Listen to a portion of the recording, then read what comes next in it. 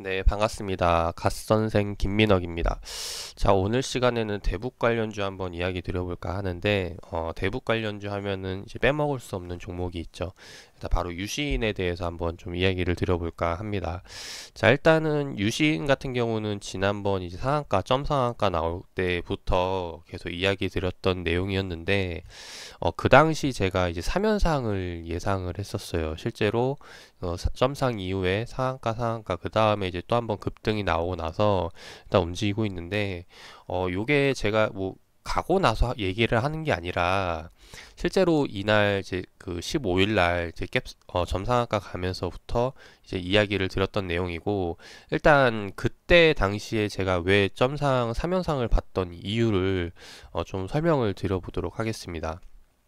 그리고 나서 이제 지금 이후의 흐름들 좀 하나하나 짚어볼까 하는데, 자, 일단 첫 번째로 이날 갭상한가 나왔던 시점에 어떤 이슈가 나왔었냐면은, 자, 요런 내용이 나왔어요. 지금 유신 남북 철도 사업 첫 수주 상장, 이제 상장사가 되나라는 내용이 이제 1월 15일 날 장 시작 전에 나왔던 내용이죠. 그래서 요 내용을 살펴보면은 그 유신이 이제 대북 관련주로 해서 첫 수주를 기대할 수 있는 기업이다라는 내용이고, 쭉 내용을 읽어보면은 이제 그런 비슷한 내용들이 나오고 있어요. 그래서 실제로 요번에 대북주 사업 그 예상을 해서 그 조사단이 파견이 되는데, 여기에 이제 그 유신 기업이 속해 있다라는 거죠. 그래서 계속해서 이제 기대감을 갖고 이제 이런 부분으로 인해서 어 긍정적으로 보고 이제 점상학과가 나오는 모습이었는데, 근데 이 당시 재밌는 수급이 뭐였냐면은 제가 이걸로 이제 캡처를 하려고 해놨는데 캡처를 못한 부분이 있어요. 근데 이거를 좀 살짝만 보여드리면은, 자, 이렇게 해서 지금 보면은 여기 그날 첫날에 이제 상한가 간 날 이제 25,400원에 이제 상한가 물량이 100만 주가 걸려 있거든요. 근데 이게 사실 그때 그 장 초반에 걸려 있던 물량을 보면은 100만 주가 아니라 1000만 주였어요. 이 1000만 주가 걸려 있었는데, 그래서 이거를 캡처를 해놓으려고 했는데 못했다라는 거죠. 근데 이 1000만 주 물량이 뭐냐? 이 이슈를 보고 이 상한가에도 매수하려는 수급 물량이 1000만 주였다라는 거죠.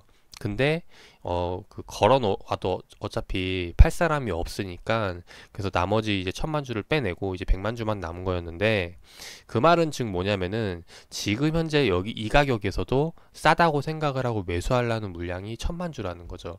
자, 그 1000만 주가 어느 정도의 가치냐 계산을 해보면은, 그 당시 상한가 가격이 이제 25,000원이라고 가정을 할게요.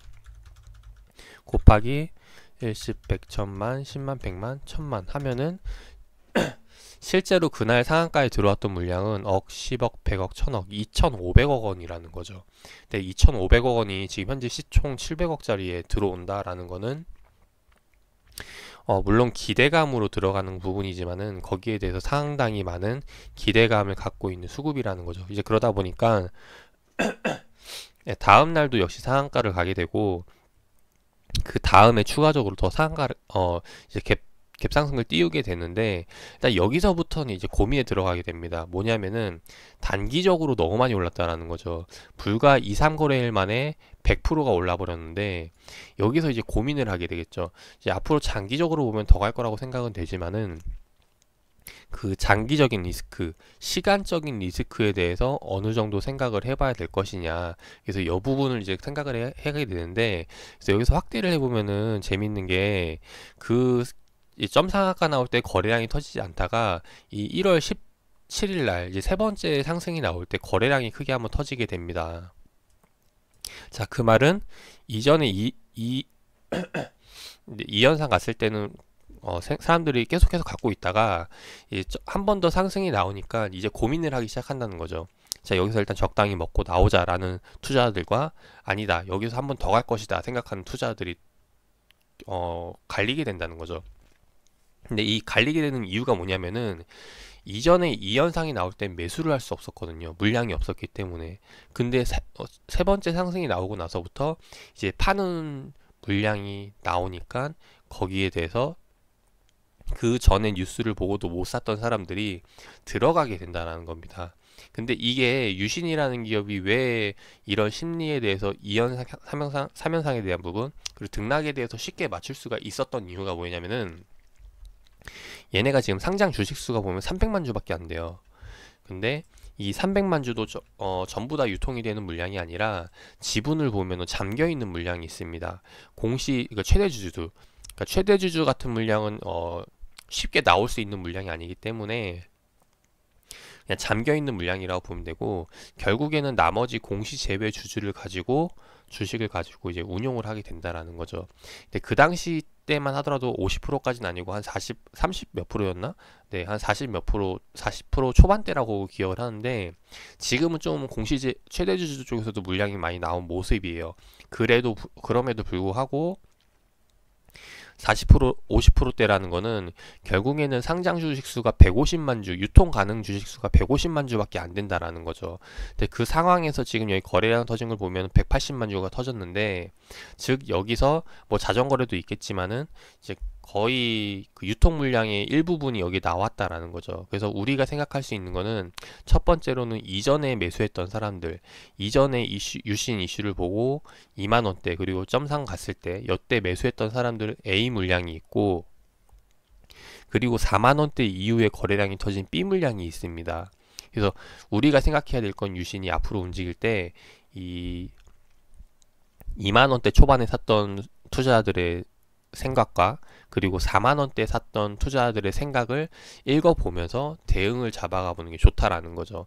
그래서 그 당시에 계속 그 등락을 제가 맞췄던 이유가 뭐였냐면은, 이 당시에 여기서 빠져도 2만 원대 샀던 사람들은 여기서 추가 매수 들어갈 수 있어요. 왜냐면 시장에 지금 유신이 물량이 많이 나오는 물량이 아니기 때문에 계속해서 매수뷰를 보고 있다면은 2만 원대 산 사람들은 그 쫄릴 게 없다라는 거죠. 그래서 이제 그 당시에 계속 제가 이 아래 꼬리 급락이 나올 때 이 구간대에서 계속해서 왜 매수뷰를 이야기했냐면은, 그 당시에 이제 대북주들이 계속 잘 좋은 이슈들이 계속 나오고 있었고, 그러다 보니까 이제 유신 아래에서 샀던 A라는 물량은 계속해서 매수를 할 것이다. 왜냐면 걔네는 추가적으로 매수해도 쫄릴 게 없거든요. 계속해서 수익이니까. 이제 그러다 보니까 여기서 이제 B에서 샀던 물량들이 이제 던지게 되면은, 그냥 여기서 이제 좀 쫄리는 가격대가 되죠. 내가 어느 구간에 샀던 시점이냐에 따라서 손실 구간이 될 수도 있고 약수일 구간이 될 수도 있고, 이제 그러다 보니까 대북주들 뭐 안 좋은 이야기 나오면 바로 던져버리고 막 이런 물량들이 나온다라는 거죠. 이제 그런 구간들이 이제 여기 보이는 지금 이 아래 꼬리 구간들인데, 이제 그러다 보니까 여기서 일단 매수비 이야기를 했었던 거고, 그 이후에 이제 나오는 움직임들을 보면은 재밌는 것들이 있어요. 일단 첫 번째로 뽑아볼 수 있는 게 이제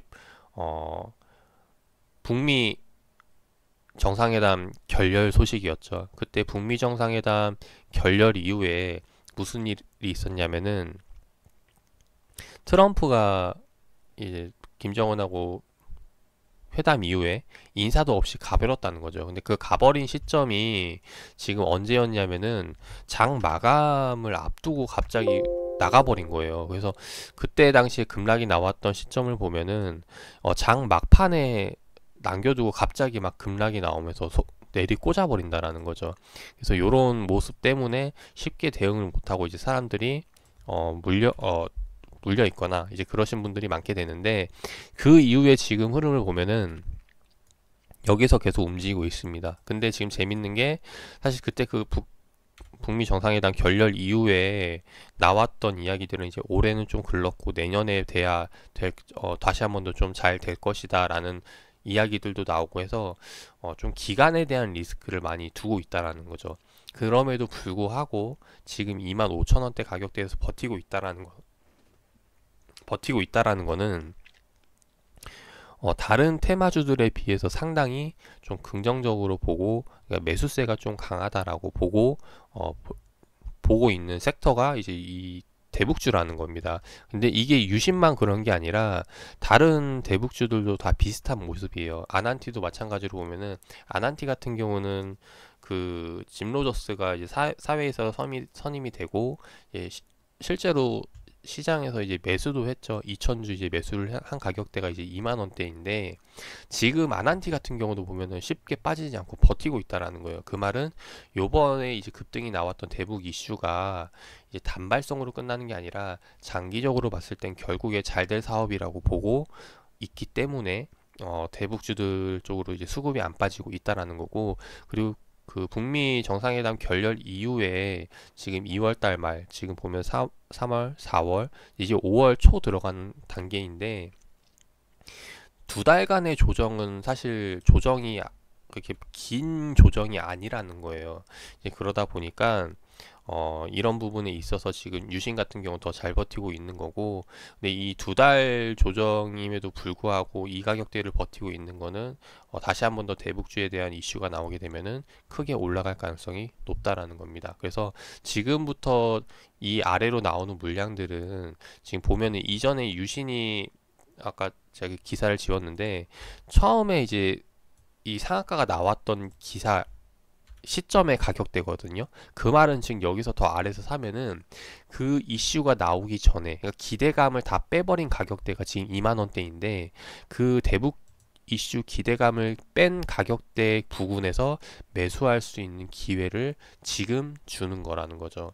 그리고 또 대북주는 다시 한번 더 또 언젠간 또 이슈가 또 나올 거고, 이제 그러다 보니까 그런 관점에서 이제 대북주들 다시 한번 더 슬슬 이제 눈여겨봐도 좋지 않을까 생각이 됩니다.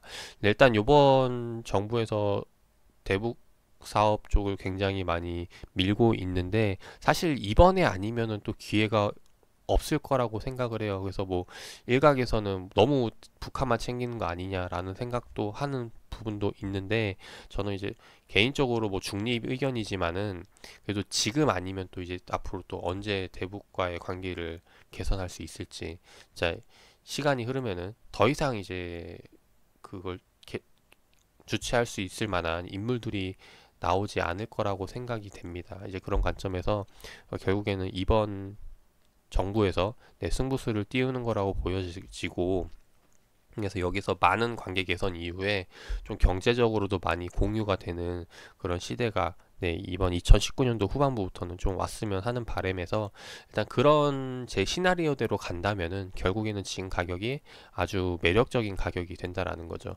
그래서 이 가격대 아래로 내려오는 것은 일단 긍정적으로 보고 담아가도 되지 않을까. 대북주가 계속해서 긍정적으로 이어진다면은 그런 관점에서 지금 이제 한번 다시 한번 더 대북주를 이야기 드려봤습니다.